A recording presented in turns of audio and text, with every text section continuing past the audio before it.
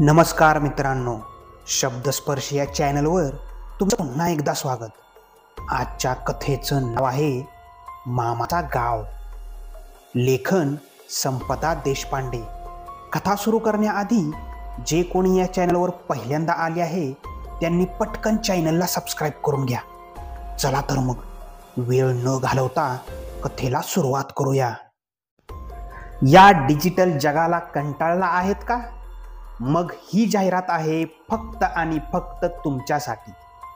शहरातल्या धकाधकीपासून दूर सुंदर निसर्गरम्य खेड्यात, डोंगराच्या कुशीत, नदीच्या काठावर, खास डेव्हलप केलेल्या खेड्यात तुमचं स्वागत आहे.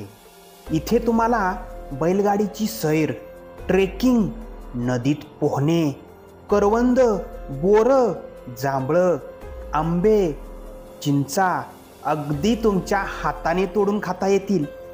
तसंच चुलीवरच्या स्वादिष्ट स्वयंपाकाचा आस्वाद घेता येईल. काय सुटलं ना तोंडाला पाणी? जे जे तुम्ही सध्याच्या आयुष्यात मिस करत आहात ना, ते सगळं इथं मिळेल. मग वाट कसली बघताय?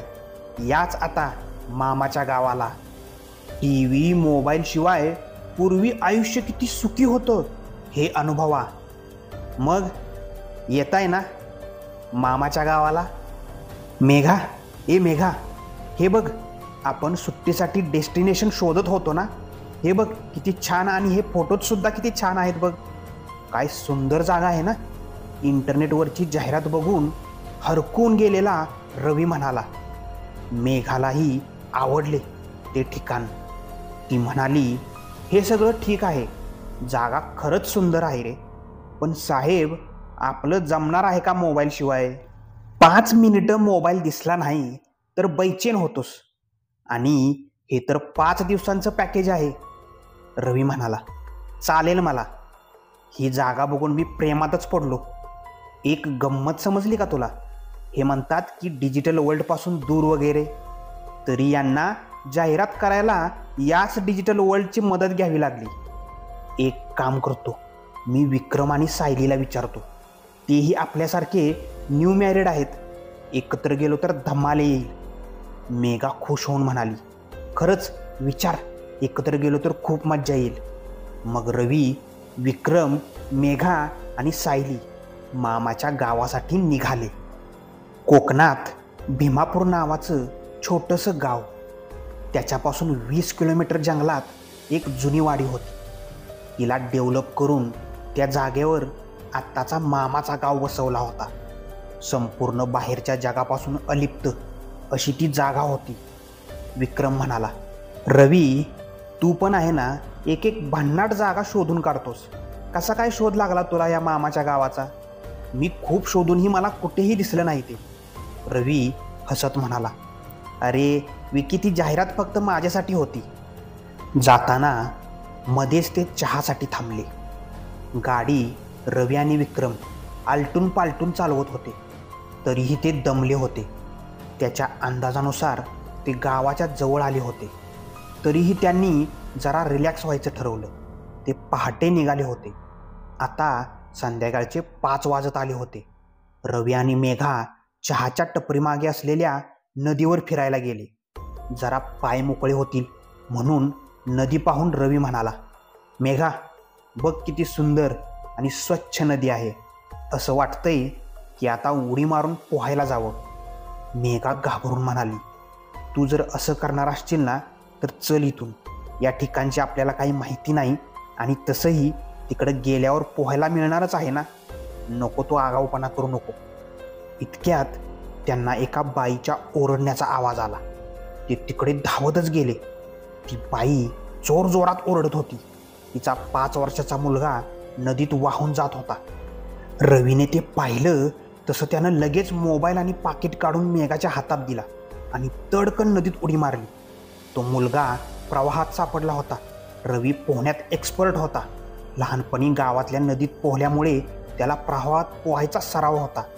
त्याने पोहत जाऊन त्या मुलाला पकडलं आणि काठावर घेऊन आला. त्याचे पोट दाबून त्यातले पाणी काढून टाकलं. तो मुलगा शुद्धीवर आला. तो खूप घाबरला होता. तो जाऊन आईला बिलगला. इतक्यात त्याचे वडील म्हणजे चहाचा टपरीवाला तिकडे आला. त्याला सगळा प्रकार समजल्यावर तो रवीच्या पाया पडू लागला. साहेब, लई उपकार झालं तुमचं. आज तुमच्यामुळं माझ्या लेकराचा जीव वाचला. तुमचं उपकार कसं फेडू समजत नाही. एक सांगतो साहेब, मागाशी तुम्ही बोलत होता ना मामाचा गाव, एक सांगू का साहेब, बिलकुल जाऊ नका तिकडं. लई वंगाळ जागा आहे. मागल्या महिन्यात तुमच्यावानी पोरं आली होती. जाताना इकडंच थांबलेली. जाताना दिसली पण येताना दिसलीच नाही. आम्ही गावातली लोक त्याला ठाकूरची वाडी बोलतो. भुताटकी आहे तिथं साहेब, भुताटकी. तुम्हाला बी सांगितलं नसतं पण तुम्ही माझ्या लेकराचा जीव वाचवला. तुम्हाला सांगितल्या बगैर कसं राहू. जाणारच असाल तर एक सांगतो, तुमचा विश्वास बसणार नाही पण काय बी संकट आलं तर इकडच्या जंगलात एक बाबा आहे. बजरंग बाबा नाव आहे त्याचं. मी बघतोय तेव्हापासनं तो तसाच आहे. फक्त त्याच्या नावाची हाक मारा, तुमच्या मदतीला येईल तो. जेव्हा पण गावातला कोणी ठाकूरच्या वाडीत अडकला तेव्हा त्याला बजरंग बाबांनी सोडवलाय. आधी तर तुम्ही जाऊच नका तिकडं, मी हेच सांगीन. रवी हसत म्हणाला, अहो आमचा या भुताकेतावर विश्वास नाही. दुसरा काय धोका असेल तर सांगा, आम्ही जात नाही. अहो आम्ही 5 दिवसांचे पैसे भरलेत, आता परत जाऊ कसं. पण तुम्ही सांगितलं ते लक्षात ठेवीन. आणि वहिनी, या छोट्याला सांभाळा, त्याला पाण्याजवळ जाऊन देऊ नका. बरं, येतो आम्ही. चहावाल्याची बायको म्हणाली, काळजी घ्या साहेब. आम्ही तुमच्या परी शिकलेलं नाही पण त्या ठाकूरच्या वाडीत काहीतरी आहे, ते लई वाईट आहे. हे आम्हाला बी कळतंय. तुम्ही देव माणूस आहेत आमच्यासाठी. जपून राहा, बेसावध राहू नका. मग मेघा म्हणाली, इतकं घाबरण्यासारखं काय आहे त्या वाडीत. चहावाला म्हणाला, जुनी स्टोरी आहे. आमच्या आज्यानी एका बामणाकडून लिहून घेतलंय. म्या देतो तुम्हाला. तसं बी आपल्याला कुठं वाचायला येतंय. मग तो दुकानात गेला आणि एक नीट सांभाळून ठेवलेली जुनी छोटी वही घेऊन आला. त्यावर मारुतीचं चित्र होतं. मेघा ते बघतच होती. तेवढ्यात विक्रमच्या हाका ऐकू आल्या. तसा रवी मेघाला म्हणाला, इथं काय घडलं हे त्यांना सांगू नको, सायली संशय आहे. मग मेघाने ती वही पर्समध्ये लपवली आणि ते निघाले. पण त्यांचा चहावाल्याशी संवाद चालू असताना कोणीतरी ते चोरून ऐकत होतं हे त्यांना समजले सुद्धा नाही. मग थोडा दूर गेल्यावर त्यांना एक फाटा लागला. तिथे मामाचा गाव असं लिहिलेला बोर्ड होता. तिकडून ते आत गेले. मग जवळजवळ अर्धा तास गाडी चालवल्यानंतर त्यांना गेट लागलं. तोपर्यंत 7:30 वाजले होते. गेटवर मशाली होत्या. त्यांनी गेट वाजवल्यावर एक गडी धावत आला. या साहेब, उशीर झाला तुम्हाला. कधीपासून मालक वाट बघत आहे, या इकडे. ते त्याच्या मागे गेले. तिथे कुठेही विजेचे दिवे नव्हते. सगळीकडं रॉकेलचे दिवे लावले होते. ते वातावरण पाहून मेघा आणि सायली घाबरल्या. शहरात लहानाच्या मोठ्या झाल्यामुळे त्यांना अशा वातावरणाची सवय नव्हती. मग तो गडी त्यांना एका बांबूच्या गोलाकार जागेजवळ घेऊन आला. तिकडून एक उंच धिप्पाड माणूस त्यांना समोर आला. रवी बरोबर हात मिळवत म्हणाला, नमस्कार, मी आबासाहेब ठाकूर, या मामाच्या गावाचा मालक. तुमचं सामान भिवा तुमच्या खोल्यांमध्ये ठेवेल. तुम्ही हातपाय धुवून जेवायला या. एकतर हे भयानक वातावरण आणि इतका उंच धिप्पाड माणूस पाहून मेघा सायली खूप घाबरल्या. त्या चुपचाप जाऊन जेवायला बसल्या. गावरान मटण आणि चुलीवरच्या गरमागरम भाकरी पानात वाढल्यावर सर्वांनी त्यावर ताव मारला. जेवण करणाऱ्या रामाबाईंनी त्यांना आग्रहानं वाढलं. सर्वांनी त्यांची तोंड भरून स्तुती केली. जेवल्यावर मग ते आपल्या खोलीत गेले. त्या सुंदर अशा बांबूच्या झोपड्या होत्या. तिथेही रॉकेलचे दिवे लावले होते. काय मस्त वाटतंय ना, रवी म्हणाला. मला तर भीती वाटते बाबा. एकतर तो मालक ठाकूर किती डेंजरस दिसतोय आणि ती चहावाल्याने सांगितलेली स्टोरी, बापरे, मला तर भीतीच वाटते. खरं तर मला ती स्टोरी वाचायची आहे, पण आता इतक्या काळोखात कसं वाचू. आणि आता तू कुठं निघालास तयार होऊन. रवी म्हणाला, अगं आलो जाऊन, मगाशी गाडी अशीच लावली, जरा नीट लावून येतो. मेघा घाबरून म्हणाली, नाही नाही, मी पण येते, मला खूप भीती वाटते, एकटीच कुठे राहू इथे. रवी हसत म्हणाला, बर चल. विकी आणि सायलीला नको हाक मारायला, दमून झोपले असतील. मग ते दोघे निघाले. बाहेरचे दिवे गेले होते. किट्ट काळोख पसरला होता. मेघाने निघताना अगदी शेवटच्या क्षणी टॉर्च घेतली. ते बरं झालं असं रवीच्या मनात आलं. मग ते निघाले. बाहेर पडून आले त्या रस्त्याने निघाले. पण काही केल्या त्यांना गेट कोणत्या दिशेला हे सापडत नव्हतं. हे असं कसं काय होतंय हेच त्यांना समजत नव्हतं. गेट गेलं कुठं? त्यांनी त्यांची गाडी गेटपासून लांब उभी केली होती, कारण आत यायला कसा रस्ता हे कळत नव्हतं. आता त्यांना सगळीकडं फक्त काळोख दिसत होता. काय झालंय हेच कळत नव्हतं. दिशा चुकत होत्या. आकाशात चंद्रही नव्हता. बहुतेक अमावस्या असावी.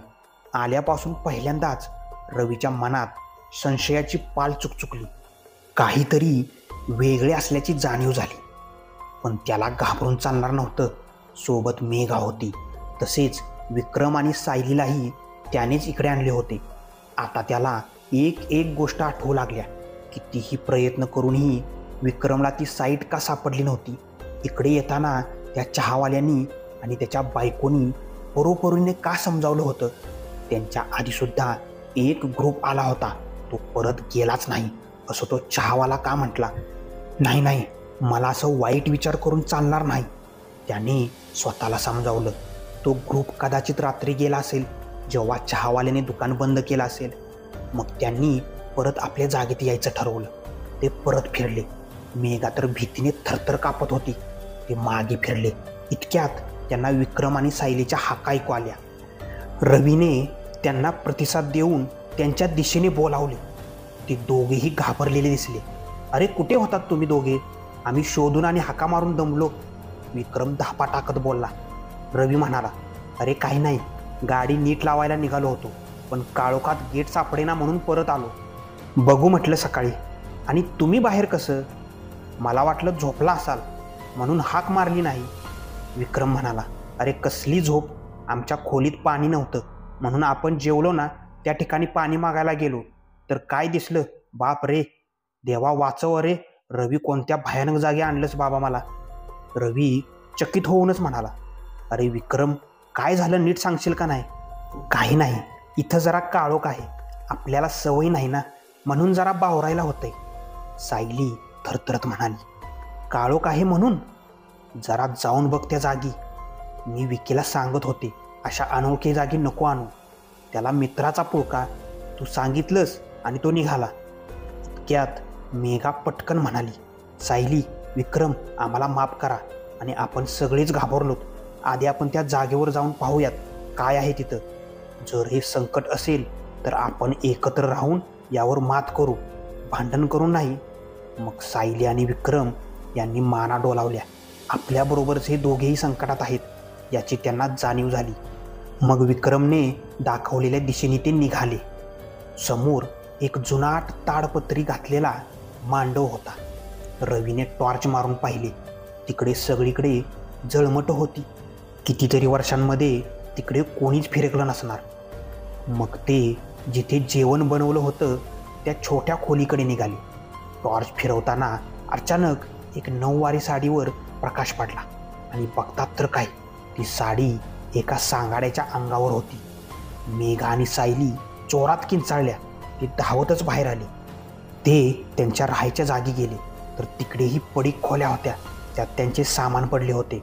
बाप रे, आता काय करायचं, विक्रम घाबरून म्हणाला. सायली आणि मेघा तर बेशुद्ध पडायच्या बेतात होत्या. इतक्यात त्यांना कोणीतरी आपल्यावर पाळत ठेवून आहे असं जाणवलं. रवी जोरात ओरडला, कोण आहे तिकडं? आणि तो पळणाऱ्या व्यक्तीच्या मागे धावत गेला. पळणारी व्यक्ती जोरात पळू शकली नाही. रवीने पाहिले तर तो त्यांना गेट उघडून देणारा म्हातारा नोकर होता. त्याला पाहून ते चिडले. विक्रमने त्याच्या 2 थोबाडात लावून दिल्या. बोल साल्या, काय आहे हा प्रकार? कोण आहेस तू? बोल, नाही तर तुला खलास करतो इथंच, तो घाबरून म्हणाला. बोललो तर मला मालक ठार मारील, रवी चिडून म्हणाला. बोलतो की आता तुझी नखं उकळून काढू, हाल हाल करून मारीन तुला, मी पोलिसातला आहे. बोल, हा काय प्रकार आहे? तू कोण आहेस? ठाकूर कोण आहे? आत असलेला सांगाडा कोणाचा आहे? बोल लवकर, तो म्हातारा घाबरून म्हणाला. जास्त काय माहीत नाही साहेब, आमच्या कितीतरी पिढ्या ठाकूरांकडे कामाला होत्या. ते आबासाहेब लई दुष्ट, जे हवे ते जबरदस्तीने मिळवणारे. त्यांना जो नडला त्याला ठार मारून इथंच पुरायची ते.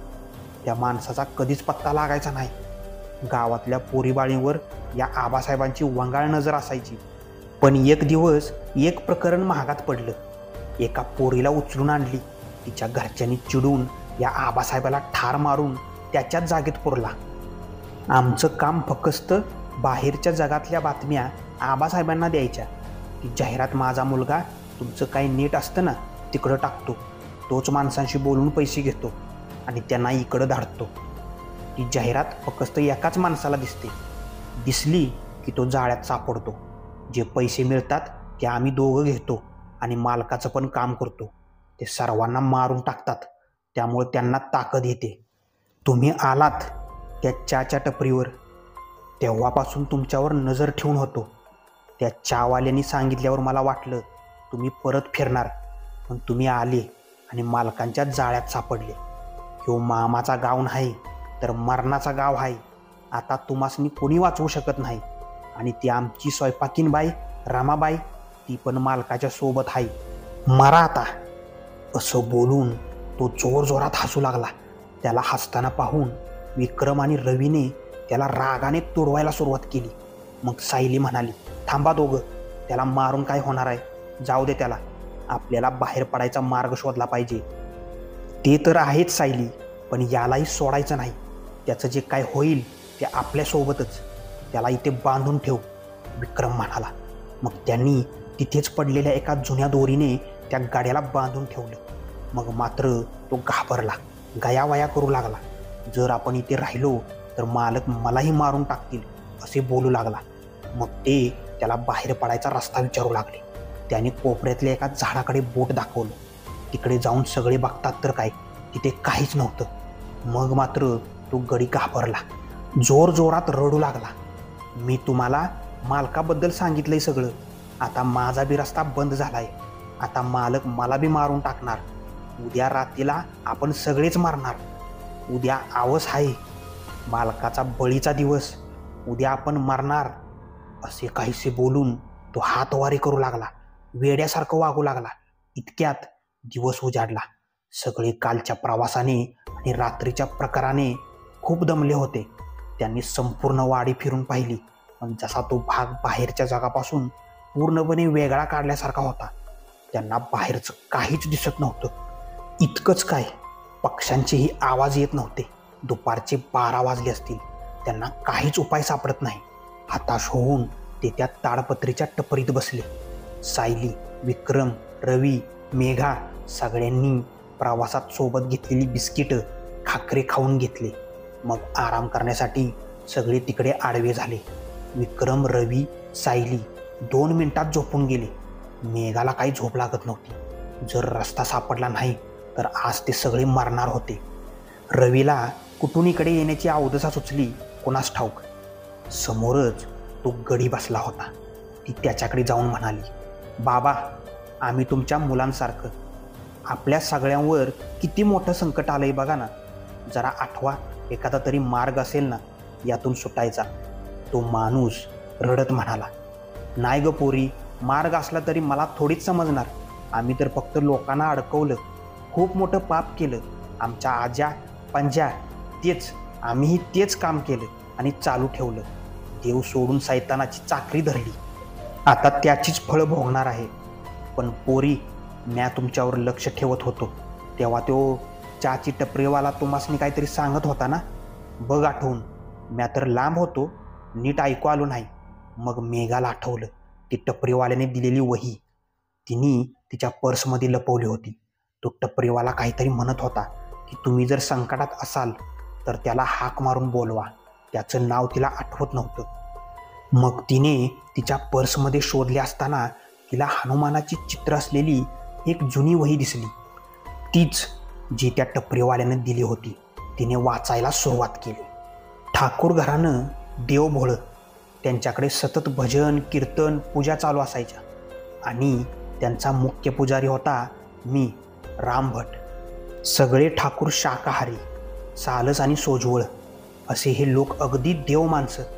अशा या देव माणसांच्या घरात आबासाहेब ठाकूर हा सैतान शिरला. खरं तर हा दत्तक मुलगा.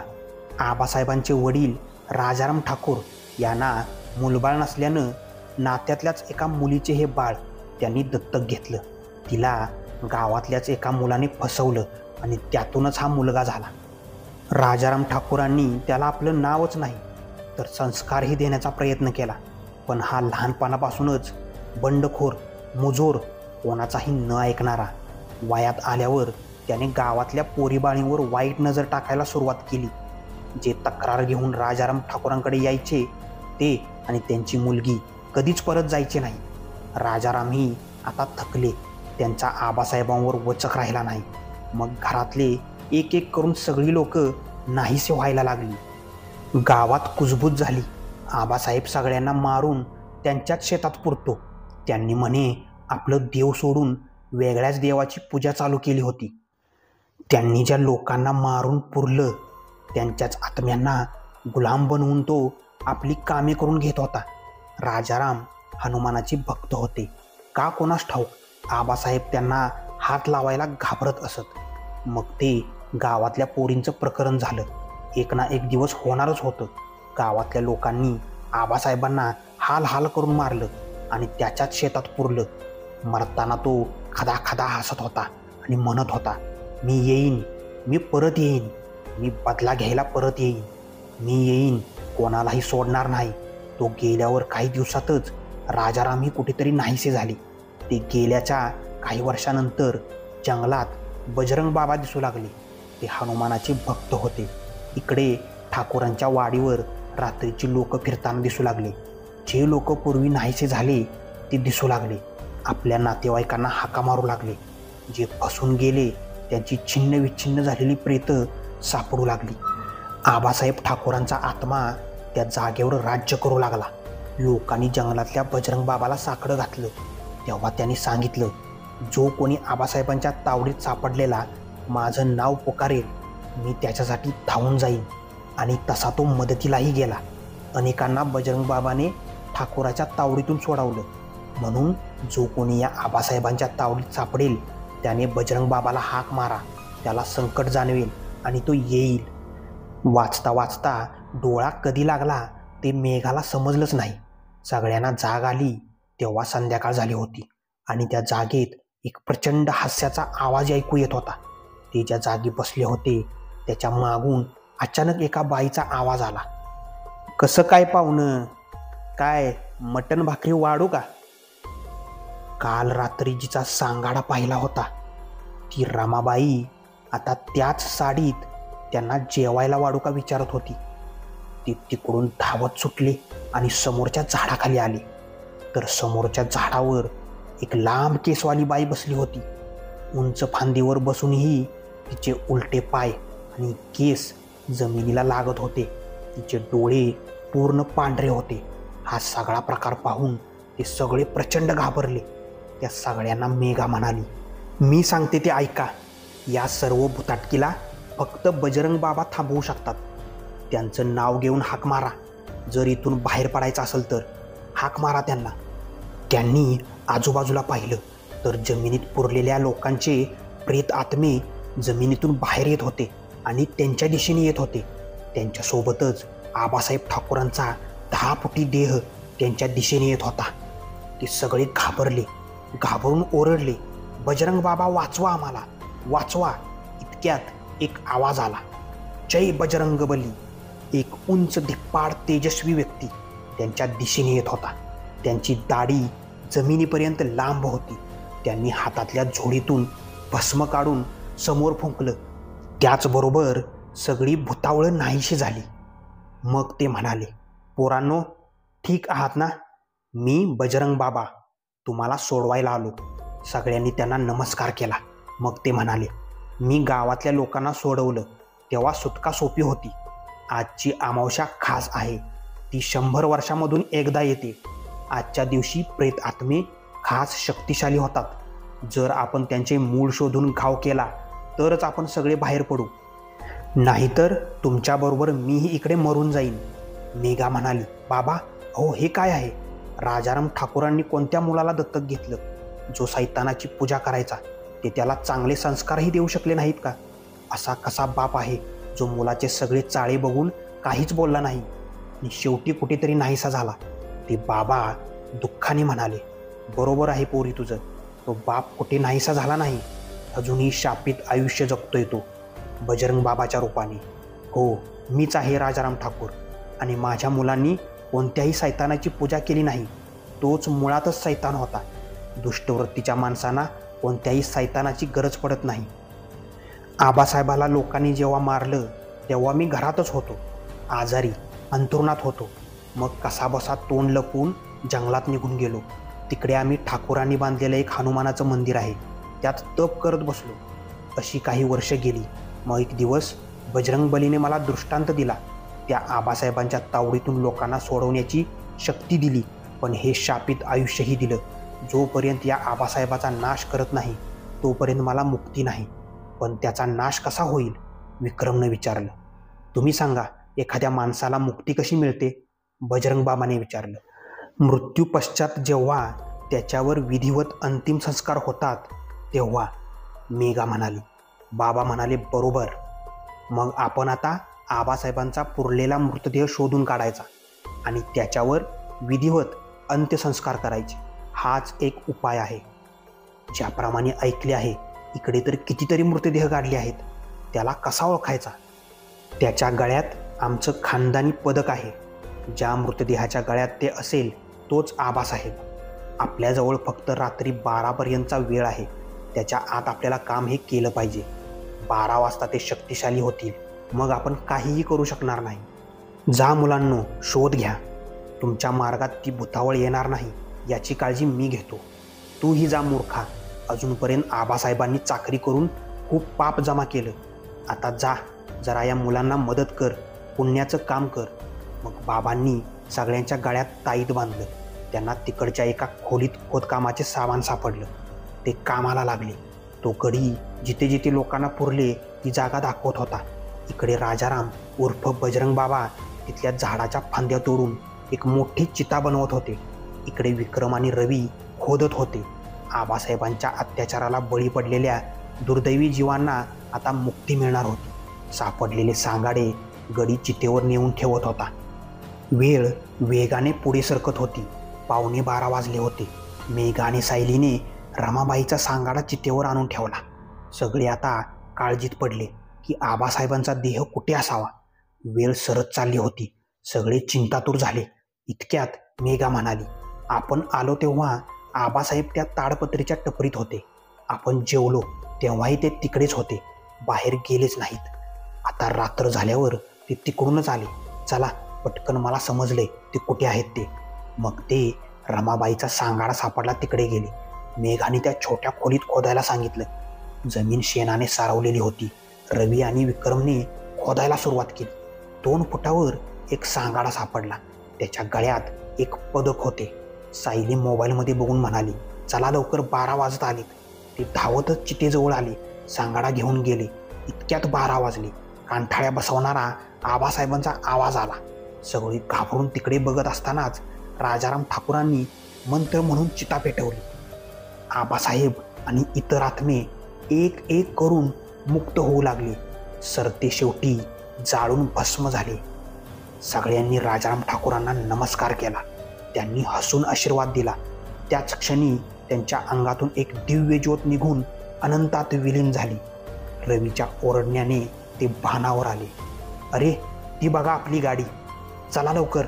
सगळे धावतच गाडीत जाऊन बसले. पाणी प्यायले. आता सगळ्यांनाच निघायची घाई झाली होती. कधी एकदा मुंबईला जातो असे त्यांना झाले होते. ते निघाले. जाताना चहाच्या टपरीवर थांबून त्याचे आभार मानायला ते अजिबात विसरले नाही. ठिकाण दिल्ली. विकास आणि त्याची बायको माधवी हनीमूनसाठी हटके डेस्टिनेशन शोधत होते. इतक्यात विकासला एक ॲड दिसली. डिजिटल जगाला कंटाळला आहेत का? मग ही जाहिरात फक्त तुमच्यासाठी आहे. शहरातल्या धकाधकीपासून दूर सुंदर निसर्गरम्य खेड्यात, डोंगराच्या कुशीत, नदीच्या काठावर खास डेव्हलप केलेल्या खेड्यात तुमचे स्वागत आहे.